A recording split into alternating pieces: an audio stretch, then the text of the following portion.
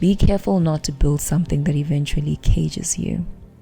When I first started creating content years ago, everything felt exciting. Everything was driven by curiosity, by joy, by creativity, by the same desire to share. And somewhere along the journey, systems became expectations. Expectations became pressure. Pressure became obligation, until eventually I was serving the system instead of the system serving me. Now, don't misunderstand me. I believe deeply in systems. I work in corporate. I understand structure. I understand discipline. I understand consistency. Systems are important. They help us build. They help us sustain. They remove uncertainty. They remove unnecessary decision making. But every system should answer one question. Does this system support my life, or does it control it? Because there's a difference. A healthy system creates freedom. An unhealthy system slowly becomes a prison. And prisons don't always have walls. Sometimes they have calendars. Sometimes they have expectations that we built upon ourselves. No one did. Sometimes they have routines that no longer fit the person you're becoming. I've learned that if I'm no longer allowed to respond to my humanity because of the systems I've created, then the system needs to change, not my humanity.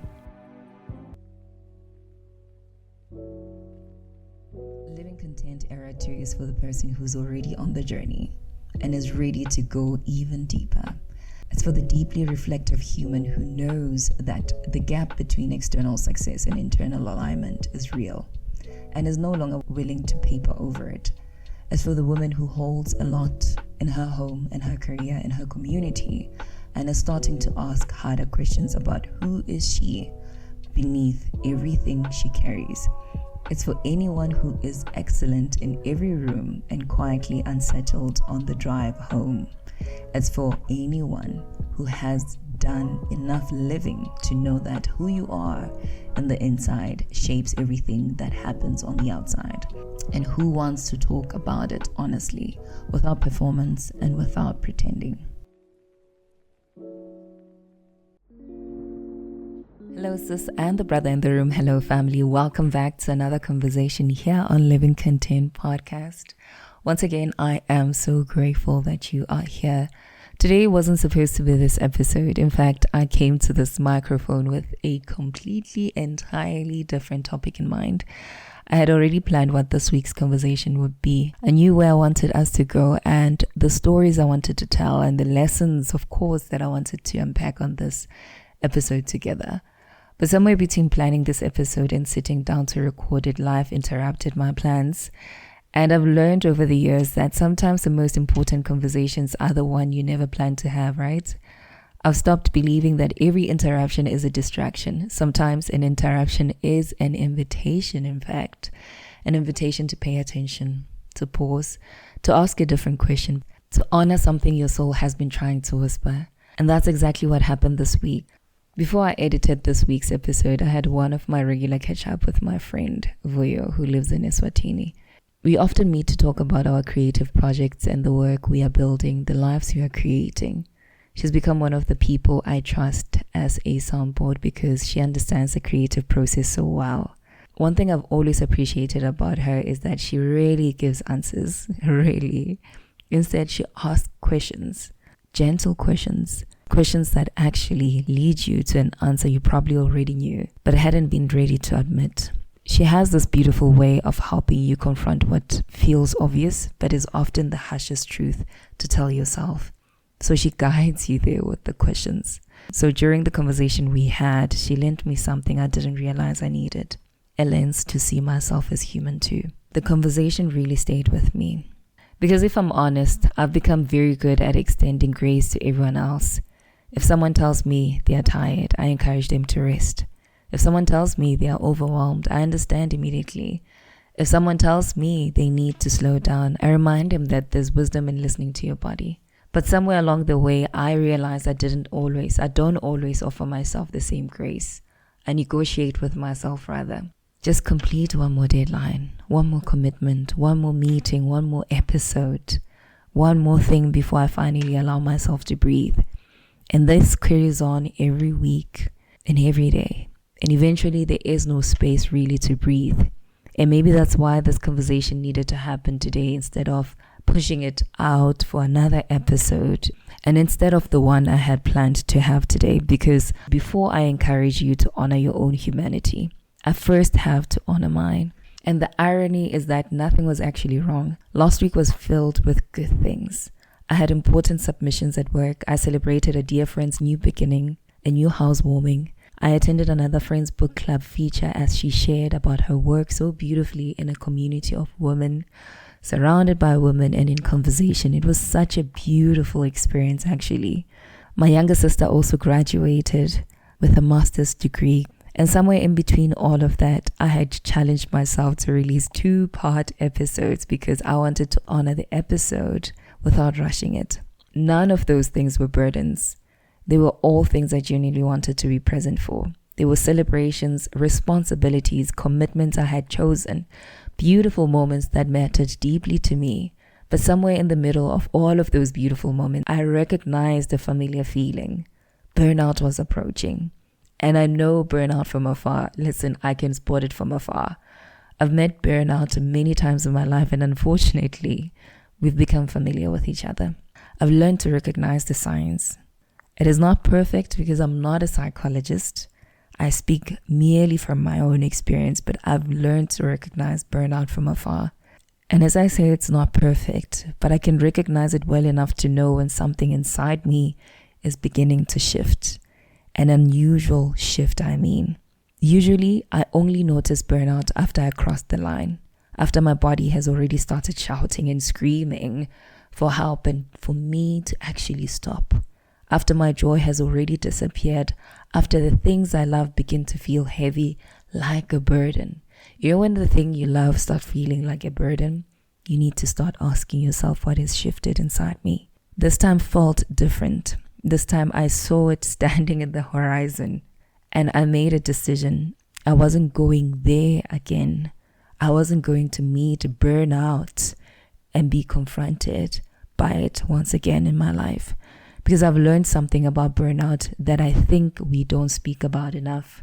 Burnout doesn't come from things you hate. Sometimes it comes from filling your life with too many good things without leaving enough room for yourself to breathe. Sometimes it's not one overwhelming event, but an accumulation that leaves you suffocated with not enough time to yourself. It's saying yes one too many times. It's believing that because you can carry something, you should.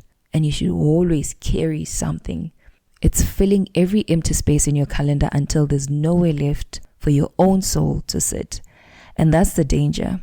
Not that the things are bad, right? But that there's no margin. We leave literally no spaciousness, no room, nothing at all, no room to simply be. So one of the promises I made to myself when I brought back Living Content was that I would build differently this time. Not bigger and not faster, but differently. Because I remember what happened in Era 1. I remember disappearing in Era 1. I remember how long it took to return to this microphone. And I promised myself that if I ever recognized the same patterns beginning to emerge, I wouldn't wait until I had completely burnt out before making a different decision. Because consistency means very little if the person showing up is quietly falling apart behind the scenes, right? And as I sat with all of this over the weekend, one sentence kept returning to me. I refuse to build another life that I need to escape from. I think you might have heard this quite too many times on the internet, but somehow it actually returned to me. These words returned to me. I refuse to build another life that I need to escape from. Not this time, not with this podcast, not with the life I am trying to create. Because think about it. What would be the point of teaching ourselves to live intentionally if we ignore our own humanity in the process? What would be the point? That's the conversation I want us to have today. Not just about burnout, but about building a life that's sustainable. A life that has enough room for your dreams and enough room for you too. Most importantly, for you. Because I have a feeling they are not the same thing. You know, as I reflected on all of this over the past few days, I kept coming back to one word: maintenance. Maintenance. It's not a glamorous word. Nobody posts about maintenance. We celebrate breakthroughs. We celebrate milestones. We celebrate the launch, the promotion, the wedding, the graduation, the dream come true. But maintenance is very, very quiet. It's ordinary. It's often invisible, right? Yet I've come to believe that maintenance is one of the greatest expression of self-love. Because the truth is, very few things fall apart overnight. A house doesn't suddenly begin to crack one morning. A garden doesn't become overgrown in a day. If you think about it, that house with the garden almost your height, it was slowly growing to that level. And I mean, some people's gardens need that maintenance today. That friendship, if friendship doesn't drift apart after one missed phone call, a marriage doesn't suddenly become distant because of one difficult conversation. Even our bodies don't wake up one day exhausted for no reason. Most things deteriorate slowly, and sometimes, most times, it's without us noticing. Almost quietly, almost politely. One small compromise at a time. One postponed conversation. One ignored emotion. One skipped rest day. One more late night. One more I'll deal with it later. Until one day, what we call a breakdown was actually years of neglected maintenance. And the reason why the word maintenance also came to me is because when I think about it, it reminds me of my childhood home, right, where I grew up in Soweto. There was 15 of us in a 3-roomed house, not a 3-bedroom house. And I talk about it openly these days. But what I remember most about that home was that things used to fall apart so frequently, and there was no one who was thinking about actually fixing the thing and not trying to adjust the thing. Do you get me? So instead of placing the door in a way that doesn't show that it's actually broken, fix the door. Fix the door, because one morning, suddenly the whole structure fell apart. I think I even wrote about it on my book. Because we leave the things in our lives neglected for a very long time, the things that we postpone doing for a very long time, and we deem that they lack maintenance. That's why if you live in these townhouses, maintenance is part of the budget. Maintenance, house maintenance is part of the budget. It's part of actually the levies that you pay. I've seen this happen in my own life. I've seen seasons where everything looked perfectly fine from the outside. I was still showing up, still producing, still achieving, still smiling, still getting things done, right? And because everything looked functional from the outside, I convinced myself everything was functional. But functionality isn't always the same thing as health. Sometimes we are simply surviving efficiently. And there's a difference. Sis, there's a huge difference between surviving efficiently and health. One thing I've learned over the years is to pay attention to what my body is trying to tell me. My body is incredibly faithful. Incredibly. And I must say that most of us, our bodies are incredibly faithful. Actually, all of us. And we are to thank our bodies for enduring what they've endured over the many years we've lived on this earth, because it's a lot. It's a lot to deal with us. It's a lot. Sometimes I just say, thank you, body, for carrying me for 30 odd years, and we still pushing, we still figuring this life out, and I'm still messing you up, with this level of stress in my life, right? My body is incredibly faithful. Long before your mind admits you are overwhelmed, your body already knows. It whispers first. Maybe your sleep changes. Maybe your patience shortens. Maybe your creativity begins to dry up. Maybe you're constantly tired. Even caffeine can no longer solve the tiredness. Even sleep actually, can no longer solve the tiredness. Maybe the thing that once brought you joy now feels like obligation. Maybe you find yourself becoming irritated by things that ordinarily wouldn't bother you. The whispers are gentle. They are invitations. They are saying something needs your attention. Something needs your attention. But when we ignore the whisper, eventually the body speaks louder. And sometimes it speaks by shutting everything down. I don't want to wait for that anymore. I don't want my body to become responsible for creating boundaries that I refuse to honor. Because our bodies have a remarkable way of protecting us from ourselves. When we refuse to stop, sometimes they stop us. They stop life on our behalf because I can't. Not because they are working against us. I've heard people actually say this whole, my body is just betraying me right now. No. It has been signaling something to you, but you've been ignoring it for so long. And sometimes we just don't know that we are doing that, right? So our bodies are not working against us, but because they are working for us, because they know what if we continue at the same pace, something far more precious will be lost. Something far more precious will be lost. So our bodies are working for us. One of the things I often say here is that we need to listen to the rhythm of our own lives.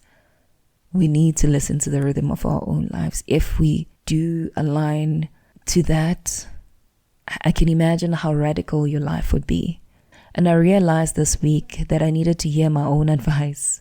Sometimes the hardest person to lead is yourself, especially when you're ambitious, especially when you genuinely love what you do, especially when your work has purpose, right? Because purpose can become permission to overwork yourself. You tell yourself, but I'm helping people, but this matters, but it's meaningful. And it is. It really is. I'm not disputing that. I'm not fighting that. But the hardest person to lead is yourself. Think about it. And my husband tends to say this quite so many times. We are so insightful when it comes to teaching other people or dissecting other people's stories. And I want to circle back to this point. Purpose should never become an excuse to neglect the person carrying it. Because if the vessel breaks, what happens to everything it's trying to carry? It all becomes pointless. I've been thinking a lot about rest. Not the kind of rest where you collapse because you're completely depleted. I'm talking about intentional rest. And I mean the kind where you choose before exhaustion chooses for you, before it chooses on your behalf. Somewhere along the way, we've been taught that rest is something we earn.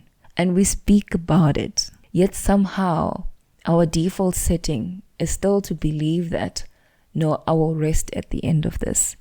I will rest at the finish line. Let me finish everything first. Let me work hard enough first. Be productive enough first. Then you can rest. But that's not how life was designed. Rest isn't a reward. It's nourishment. It's as necessary as breathing, as necessary as eating, as necessary as drinking water. We don't congratulate ourselves every morning for sleeping. We understand that sleep is part of being alive. Yet somewhere, we've treated emotional and spiritual rest as luxuries, as if slowing down is something reserved for holidays. But I don't want to build a life where I only feel alive when I'm on leave, when I'm on a weekend. I want to feel alive on ordinary Tuesdays, on Monday, on a Thursday. I want my daily life to feel spacious enough. I want my daily life to feel spacious enough that I don't constantly need escaping from it. Because if every holiday feels like a recovery instead of enjoyment, then perhaps it's not the holiday we need more of. Perhaps it's a different way of living altogether. As I said with all of this, I found myself reflecting on era one of this podcast. Some of you were here. Some of you found these conversations later. And some of you are completely new here. But regardless of where you arrived, there are a few lessons that era one taught me that I refuse to forget. I refuse. Otherwise, I'll find myself right where it ended. The first one is, be careful not to build something that eventually cages you. When I first started creating content years ago, everything felt exciting. Everything was driven by curiosity, by joy, by creativity, by the same desire to share. And somewhere along the journey, systems became expectations. Expectations became pressure. Pressure became obligation, until eventually I was serving the system instead of the system serving me. Now, don't misunderstand me. I believe deeply in systems. I work in corporate. I understand structure. I understand discipline. I understand consistency. Systems are important. They help us build. They help us sustain. They remove uncertainty. They remove unnecessary decision making. But every system should answer one question. Does this system support my life or does it control it? Because there's a difference. A healthy system creates freedom. An unhealthy system slowly becomes a prison. And prisons don't always have walls. Sometimes they have calendars. Sometimes they have expectations that we built upon ourselves. No one did. Sometimes they have routines that no longer fit the person you're becoming. I've learned that if I'm no longer allowed to respond to my humanity because of the systems I've created, then the system needs to change, not my humanity. The second lesson, recognize sabotage when it silently enters the room. When we hear the word sabotage, we usually imagine dramatic things, right? Failure, giving up, walking away. But sabotage really is loud. Sometimes sabotage sounds responsible. It will say something like this: you can push a little harder. You only need 1 more week. You'll rest after this. You'll be fine. It convinces you that honoring your limits is laziness, that slowing down means you're losing momentum, that your values live inside your productivity. I've believed those lies for years, and they are convincing because they often wear the clothes of ambition. They look like ambition, but ambition without wisdom becomes self-abandonment. I realized that one of the most dangerous forms of sabotage is believing that your capacity never changes. But it does. Life changes. Seasons change. Responsibilities change. Your energy change, and it's very much finite. What worked in one season may not honor who you are today. And that's okay, because sustainable living requires ongoing honesty. And for you to evaluate with yourself those systems that you build in a different context that may not apply in the current context. It is not pretending, not performing, but honesty. Asking yourself, what can I genuinely carry right now? Not what your younger self could carry, and definitely not what social media says you should carry. Not what someone else is carrying. What can you carry without losing yourself? The third lesson has probably been the hardest for me. If you are building something sustainable, let it honor your evolution. One of the greatest gifts of healing is that you don't remain the same person. Your priorities shift, right? Your relationships shift. Your boundaries shift. Your understanding of success also shifts. So why would your work remain frozen in time? If living content is truly an extension of my life, it has to evolve with me. Otherwise, I'd spend years performing an older version of myself just to keep you entertained here. And I don't want that. I don't want to become loyal to a version of me that no longer exists simply because people become familiar with her. Growth asks us to let go, even of versions of ourselves that once served us well in a different season. And that's what this season is teaching me. Not to abandon discipline, but to redefine it. Because maybe discipline isn't only about showing up. Maybe discipline is also about knowing when to pause and trusting that the people who are meant to walk with you will still be here when you return. The fourth lesson I learned from Erwan is one that has brought me an incredible amount of freedom, and I hope it does the same for you. You own the vision. Everyone else owes you nothing. You own the vision. Everyone else owes you nothing. That sentence might sound harsh at first, and I've said this before in Era 1.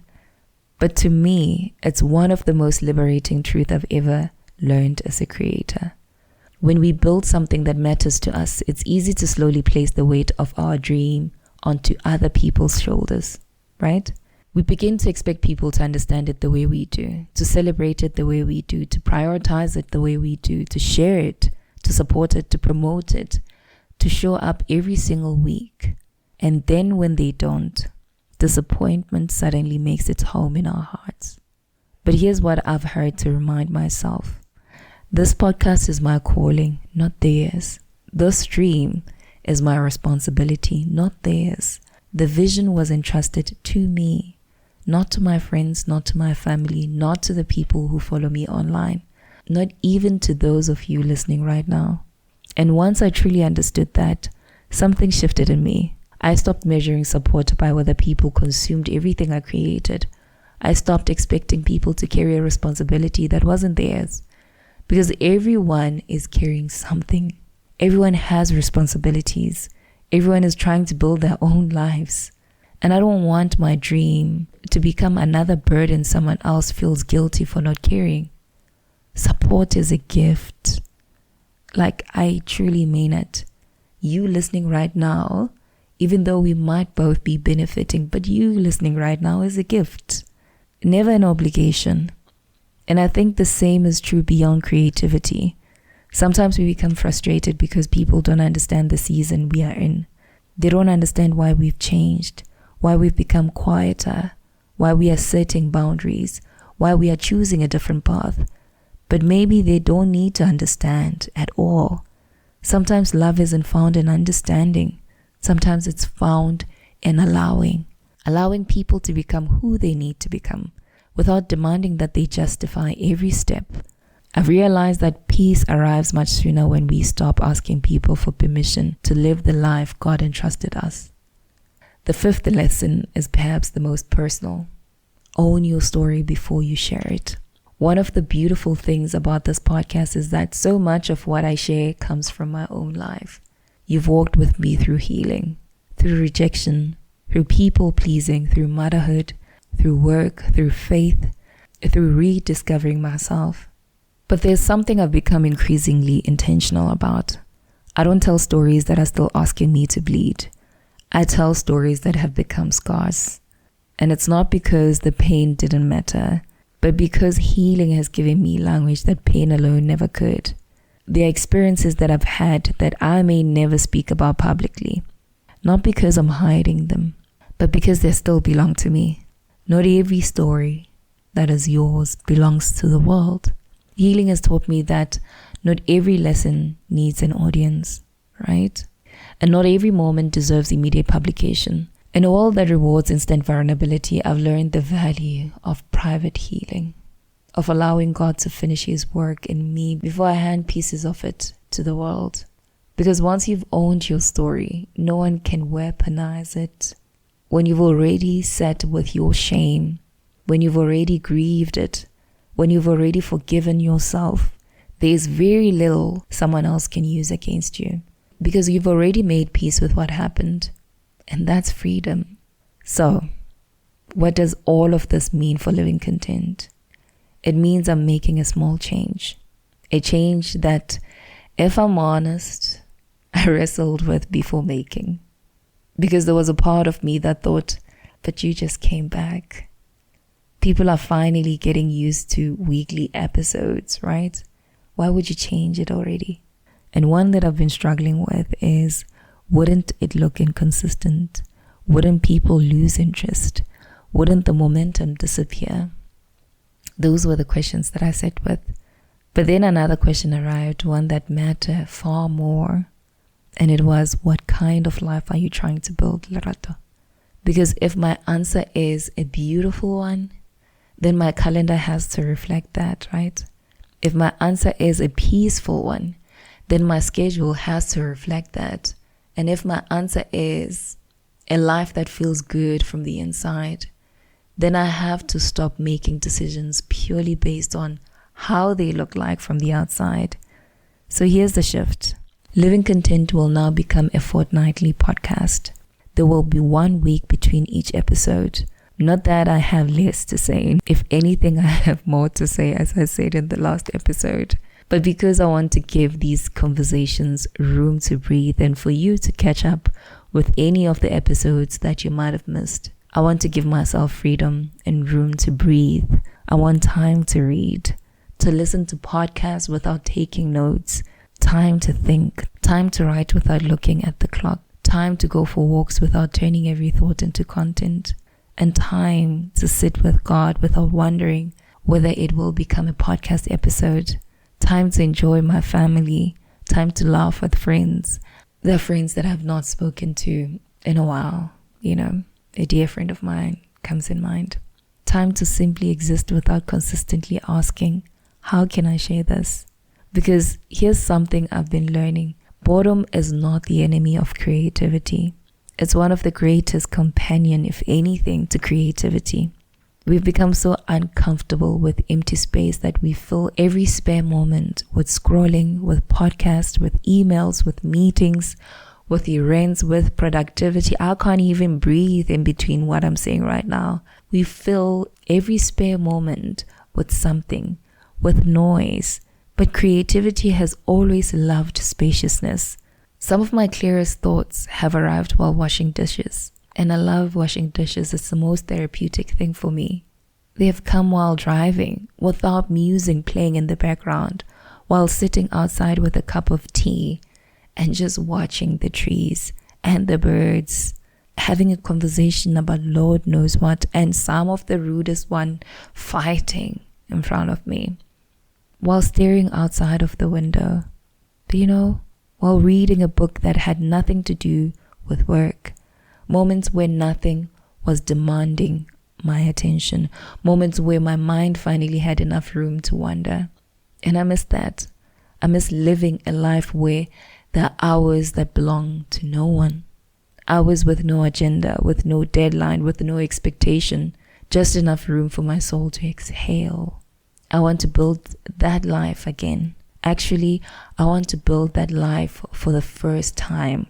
I've never built that life. Because if I'm honest, I've spent much of my adulthood proving that I can carry a lot. And I've been good at that. But maybe the season isn't asking me how much I can carry. Maybe it's asking me what I can finally put down. When I reflect on why living content exists, I realize that my reason hasn't changed. The format might have evolved. The rhythm might evolve. I might evolve. But my why remains beautifully simple. I started this podcast because I wanted someone, somewhere, to believe that another way of living was possible. Not a perfect life, not a life without grief, not a life without disappointments, of course, but a life that feels like your own, a life that you genuinely love living at the center of. Not because people admire it, right? But because you wake up inside it and it feels peaceful and so good. Because I've realized something. Many of us are living prayers that our younger selves once whispered. The job, the degree, the house, the marriage, the children, the opportunities, the healing, the stability, the stability. It once wasn't there, right? The version of ourselves we once begged God for. And yet we are so busy chasing the next thing that we've forgotten to recognize what we've already received. Sometimes success doesn't require more achievements. Sometimes it requires a different lens for you to see what's already in your life today. A lens that allows you to see your life from the inside, to recognize the miracles you've normalized, to notice the answered prayers that now feel very ordinary, to sit in gratitude long enough to realize I'm already standing in places I once thought I'd never reach. My 19-year-old self, my 12-year-old self wouldn't imagine the life that I live today. So I mustn't forget. I can't build this life and not live in it. How sad. When I told Vuyo that I think the joy and the playfulness in me has died, her reaction was just the most. She's like, how sad is that? It makes me so sad to hear that. There's something I heard Zoe Madicha say recently in one of the podcast episodes where she was interviewed. And what she said stayed with me. And I hope it stays with me long enough. She said, you can never trust a person who is depleted. You can never trust a person who has not poured onto themselves. Think about yourself when you're hungry, when you're depleted.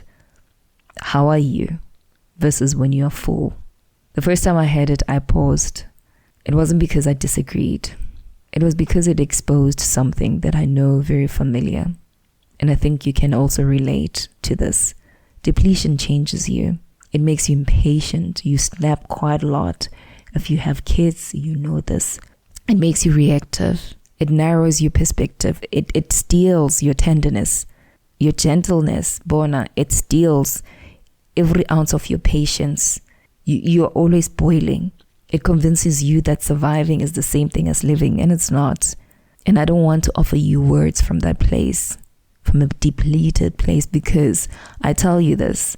If I'm ever depleted and I come here and share something, just know when a girl, umaka, ngasohotsepe. Ektamoja, ibashap uhore girl. And then once you can come to us. I don't want to share from that empty place, right? I don't want to sit behind this microphone simply because Tuesday has arrived.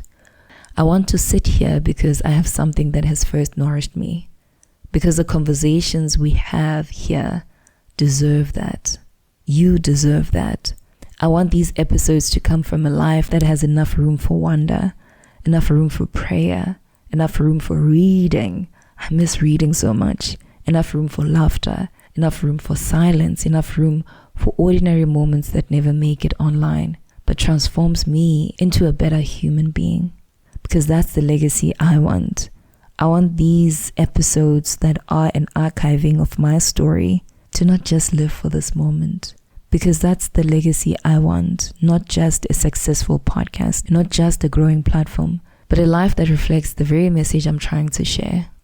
Before we end today's conversation, I want to leave you with a question. It's just one simple question today. What kind of a life are you building? Not what kind of a career, not what kind of a reputation, and I'm not even talking about resume, but what kind of a life? And more importantly, does the life that you're building have enough room for you to actually live inside it? Because if you're building a life, you want to live inside it, right? It's like building a house, a home. You want to live inside it, not outside of it, right? Or have you filled every corner with expectations, with deadlines, with proving, with productivity, with obligation, with noise, sis, with noise everywhere? Maybe this week isn't asking you to do more. Maybe it's asking you to make room. Room to think, to grieve, to laugh, to play, to create, to rest, to allow yourself to evolve and to unfold, to become. Because beautiful lives are really built in a hurry. They are built one intentional decision at a time, one honest boundary at a time, one courageous no at a time, one ordinary day that feels deeply aligned with the person you are becoming. Because you've become family. Can I just say family? Thank you for allowing me to be honest with you today. Thank you for allowing me to arrive here as a whole human being, not just as someone with another lesson to teach, not just someone that you listen to here. I think that's one of the greatest gifts we can give each other, right? To create spaces where people don't have to perform strength all the time, where they can simply tell the truth. So today, before I ask you to grant yourself permission to slow down, I first had to grant it to myself. Permission to create unhurried, permission to honor my capacity, permission to protect what I love before I begin to resent it, right? I don't want to resent coming to this platform, to this microphone. Permission to build a life I don't need escaping from. And I hope somewhere you're listening from today that you will consider giving yourself that same permission. Not because you've earned it, but because you're human first. And being human has always required rest. Family, listen, until next time, take gentle care of yourself. May you have the courage to build a life that feels just as beautiful on the inside as it may look from the outside. And may you never become so busy building your life that you forget to actually live it. I will meet you here again in 2 weeks. Until then, keep growing and keep unfolding. This is Living Content. I sign out here. Bye. Thank you for listening to this episode. I really do appreciate you for being here. Please remember to share your love openly here by subscribing, sharing these episodes, and also just adding your feedback on the reviews So this podcast can also be easily found by those in similar journeys and needing the message here. I would love to hear how the podcast is helping you. So do share that too with me, and be sure to check the podcast out on Instagram. Keep well. Chat to you soon.